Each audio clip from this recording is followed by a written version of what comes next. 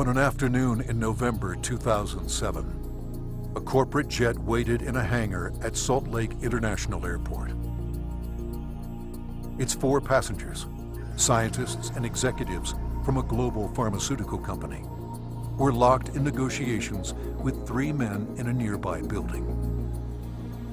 They started getting on the phone about noon back east, and they kept doing that, and about 2 o'clock they walked in the room and said, okay, we're convinced you've got something here, and it's significant enough that we will write you a check big enough that you won't want to talk to anybody else.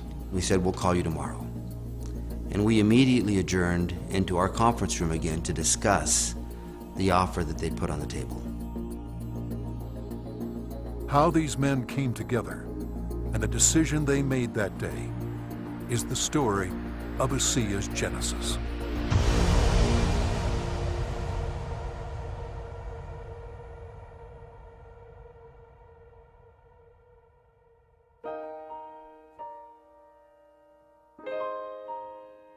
A lot of people have fathers that teach them sports. My father happened to be a great strategist, and from a very young age I recall having discussions with him about what he was doing. At the time he was running fairly large companies, and I can remember driving in the car with him and him talking to me about strategy, about what is strategy and how to think differently about a company.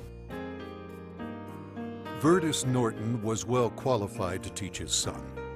At the time, he was sales planning manager of the billion-dollar beverage division of General Foods Corporation in New York, with responsibility for iconic products like Kool-Aid, Country Time, and others. In 1985, he was recruited by Dart and Kraft and eventually became the head of Hobart Corporation US near Cincinnati, Ohio. 5 years later, he rejoined Kraft General Foods in Chicago as vice president of the Channel Group, managing a billion-dollar pilot business unit that led to the eventual integration of General Foods, Oscar Mayer, and Kraft Foods. Based on his track record, Vertus was asked to help re-engineer the company to increase efficiency in relation to an industry-wide initiative called Efficient Consumer Response. In the subsequent 3 years, Kraft's ECR, or efficiency rating, moved from 10th to 1st place. I've known Vertus for over 25 years, and it was apparent to me immediately that here was a very special man. A man that had wonderful ethics, great business strategies, enthusiasm. There was no question that this man was going to be a huge success, and he is a success. Vertus retired from Kraft at age 57 and moved to Park City, Utah.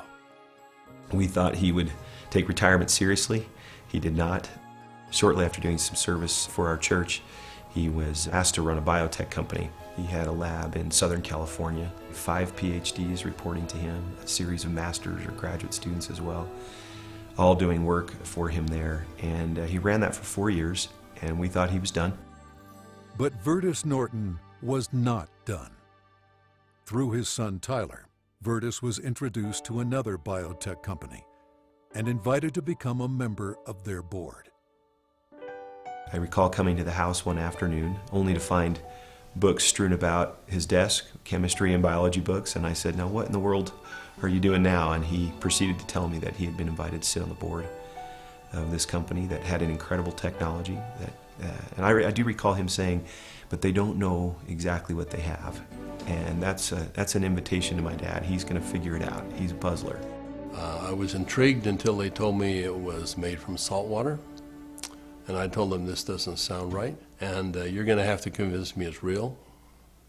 They said, well, we can do that. They said, we have a lot of research, and we'll give you some of the best research. You can look at it. And after running a lab and having my association with these people for 4 years, I knew what to look for. And I went through the science, and it was good, defensible science. Then they gave me a list of people to call, and I was calling Harvard, UCLA, University of Washington, University of Indiana, major labs across the United States, and everyone I talked to raved about the product, the way the company was intending for it to be used, And also they raved about the fact that you could drink this product and get a benefit from it. At the time, the product could only be produced in limited quantities through small devices. Highly unstable, it had to be used within minutes of production. But seeing the strength of the product, Virtus agreed to join the board of directors. As soon as I did that, they said, we're going to give you one of these devices to put in your house.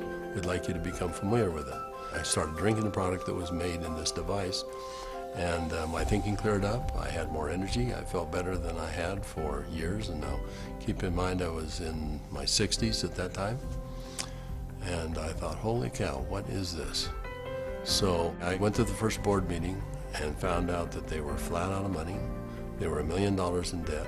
We said, let's see if we can help them find money. We tried for about 90 days, could not. Eventually, the company folded, and they actually merged it with another company, an energy company. And when that happened, that company started selling off assets. Meanwhile, a family in New Hampshire was embarking on a major change.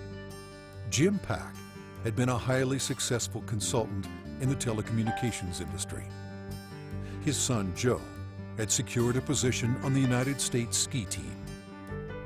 Wanting Joe to achieve his dreams, the family moved to Park City to allow Joe to train with the U.S. freestyle team for the 2002 Winter Olympics.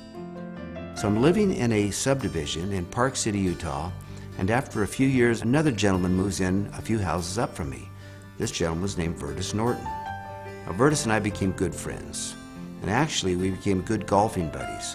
I quickly came to realize that Virtus was something special in terms of his training, his business skills, his analytical ability, his integrity. Everything about Virtus was so much better than any executive, including governors or attorney generals, that I'd ever worked with. He was so competent. I was impressed.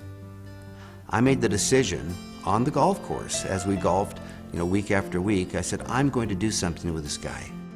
One day we're golfing on the Park City Municipal Golf Course, and he's saying, I'm sitting on the board of this little company, and they've got a terrific product. I use the product, I've just found phenomenal results with this product, but the company's really mismanaged. He said, the product is so good that I'm going to put together an investment company and acquire this product. And he pulled a golf cart over on the fairway and reached in his back pocket and pulled out a folded check, business check, that was blank. And he said, you got a pen? And I handed him a pen, and he wrote a very big check. And he said, let's go do this together. And I said, are you crazy? You don't even know what it is. And I said, Virtus, that's true, but I know everything about you. I knew you've done your due diligence. If you're to the point where you want to form an investment company to acquire this technology, I want to be part of it. Let's do it together. And that was the start in the formation of Asea. Of anybody that I've known, my favorite person is Jim Pack. I don't think just because he's brilliant. I think it's because he has drive and he engenders trust and confidence. And so we started down the road together, and over the course of a year, we discovered what the product was and why it worked. We developed what's called the mechanism of action. They discovered the product was based on redox biochemistry, a new field of science that emerged near the beginning of the 21st century. Redox signaling is a function central to all forms of life. Redox signaling molecules are created within every cell of the body and are vital to the immune system and to cellular repair and replace mechanisms. As one gets older, the body's ability to make these molecules decreases, a function of aging. The product provided a replenishing source of the exact redox signaling molecules the body creates, and in the same balance, enhancing cellular health. Knowing the product's shelf life was essential, Virtus and Jim challenged a team of researchers, including Dr. Gary Samuelson, to find a way to stabilize the product. We didn't know if it could be done, and we bought some equipment and kept making product over and over and over again, and we'd run it through the computer. And finally, after months, he finally came in and said, I think I've got the product stabilized. And we started testing it and found out that he had, in fact, stabilized the product. After stabilization had been achieved, Virtus and Jim met with a group of university scientists. We had told them that we had stabilized this mix of molecules, and they said, no, it can't be done. And we said, no, we have done it. And they said, no, it can't be done. And they were so adamant that they were slapping the table. And we said, well, wait a minute. We'll come back tomorrow and show you the product. So we took the product back the next day. Said, this is stabilized redox signaling molecules, both positive and negative molecules in the same bottle, stabilized. And they said, how in the world did you do this? So one of the big breakthroughs is the fact that we can stabilize molecules that you're not supposed to be able to do that. The molecules in Asea are supposed to be fleeting. They should all return to salt and water in just a matter of minutes, and they don't. Meanwhile, Vertus's son Tyler had arrived at the pinnacle of his career in the financial services business. His father took occasion to explain to him the technology he and Jim Pack had acquired. He said to me, this is the product. He reminded me it was made from salt and water, and I was very concerned. At church the following Sunday, I was discussing some of the challenges of some of the members of our congregation, and I had a neighbor friend that we discussed the majority of that meeting, who, despite seeing a number of professionals and trying to solve a challenge that he had a significant issue, they were just not able to really help and find a solution for him. And it was then that this product popped into my mind. I wondered and asked, despite my doubts, could this help? Could this make a difference for him? I called Dad, and he said, of course it will help. Now, I didn't have that conviction at the time. He did, and he was willing to get some of that product. We got that product to my neighbor. And from that point forward, I felt confident that I had done my part. And given that I was still doubtful and even fearful, I kind of washed my hands from it.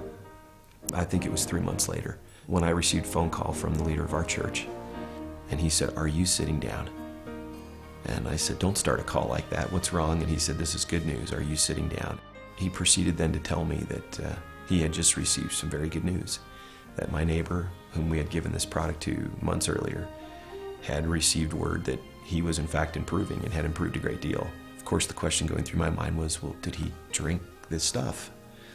And that was what my church leader told me. He says, that's why I'm calling. He drank all of it, and he's confident that it's had a huge effect on his situation.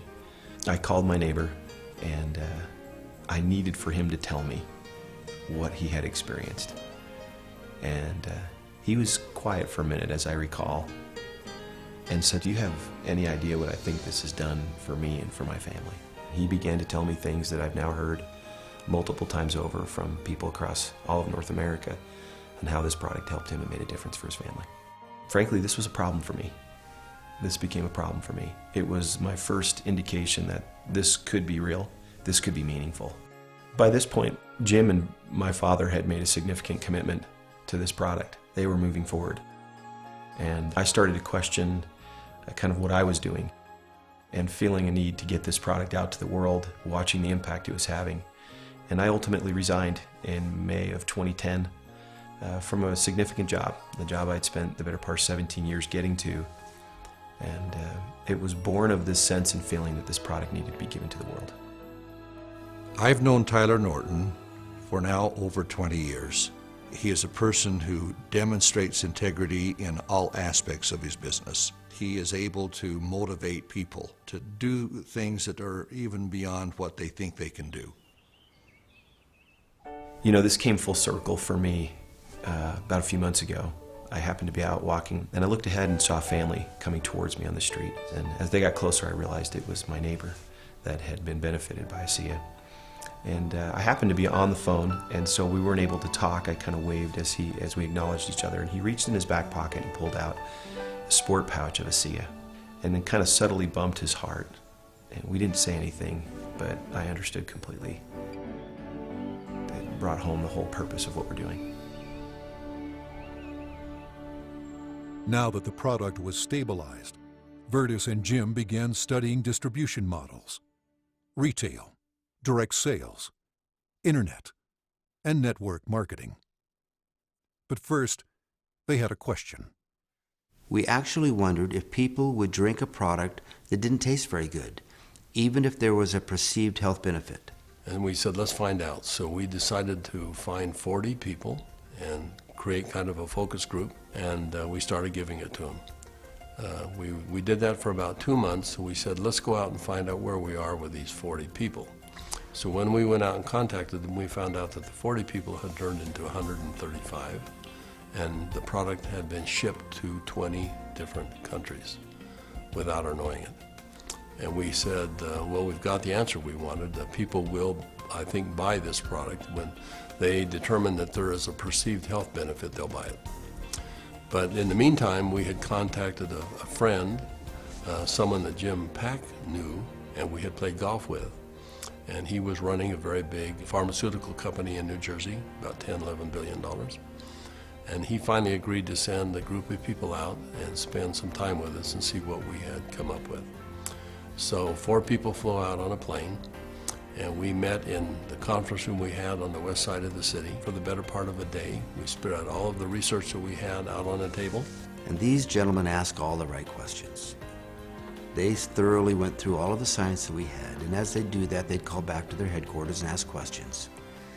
About 2 o'clock in the afternoon, they came to us, and they said, we think you've got something really special here. We're going to write you a check that is large enough that you don't want to talk to anyone else. But there's a catch. And I said, what's the catch? And they said, you've got to shut it down. And I said, shut what down? And they said, you've got 135 people on this product right now. Shut it down. People have problems all the time, and they deal with them as best they can. You're going to have to walk away. And that kind of took us back a little bit. In fact, I said, that seems a little harsh to me. And they said, you want to work with us, you walk away. We said, well, we'll let you know.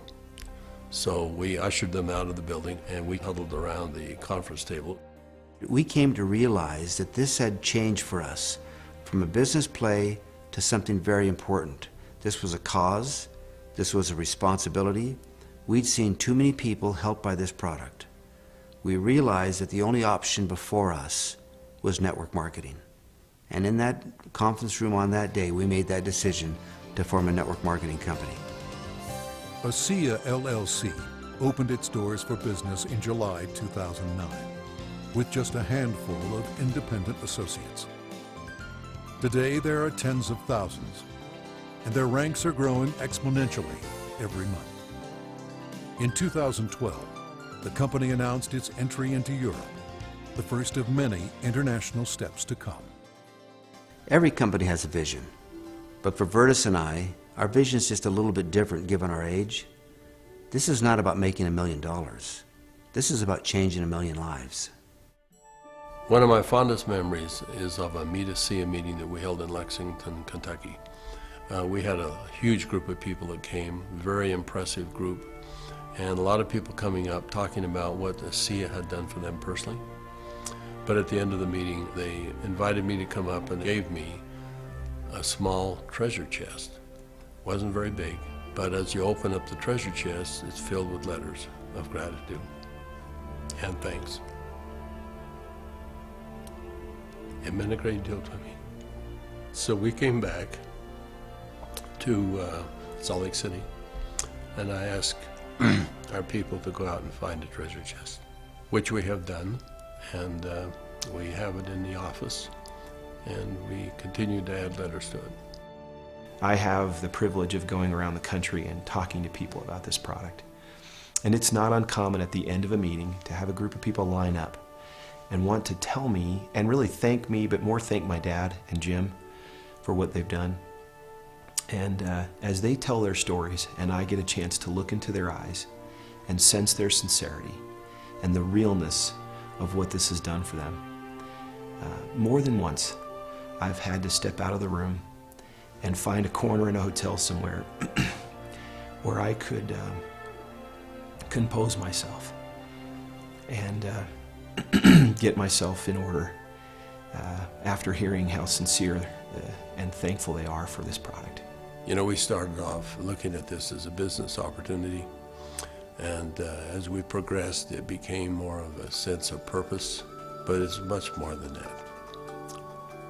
We're creating a culture here. We're creating a family. I believe that the heart and soul of this company is represented in our associates. Our associates becoming is as important to us as them making an income. I don't believe you build checks. I believe you build people. And perhaps one of the greatest blessings of my time here at Asea is embodied in these marvelous, enriching relationships with wonderful people. People that are desirous to improve their lives, share something meaningful with others, make a difference in the world, and become more.